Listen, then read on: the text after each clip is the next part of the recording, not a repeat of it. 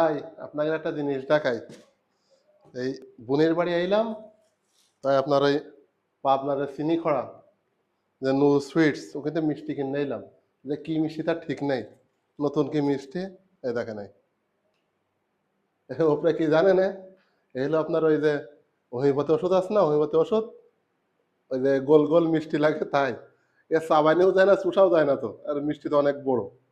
তাই এই করতেছ কে দেখেন, এ দেখেন এই।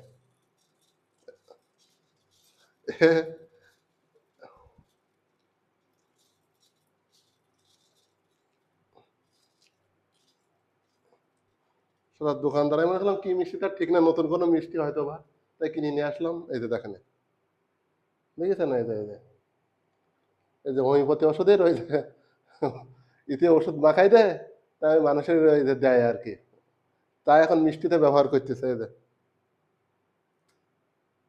তবে ওই তুলার ওই ওই যে ওষুধটা তোলার পরে কেমন লাগতেছে জান, দেখেন এই দেখেন, ওই যে মুরগির পাখনা তুলে যেরকম লাগে না, ঠিক সেরকম দেখা যাইতেছে। এই দেখেন, একটু আলো নিয়ে দেখাই, একেবারে সেম সেরকম, তবে খাইতে কিন্তু অনেক মজা।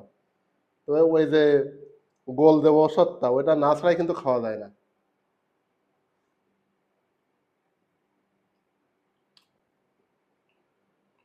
আলহামদুলিল্লাহ, অনেক সুস্বাদু। তবে এই জিনিসটা অনেক হাস্যকর লেগেছে। আর তলে এবার মিষ্টি ইরি পারে মিষ্টি ছিল এই যে, দেখাই,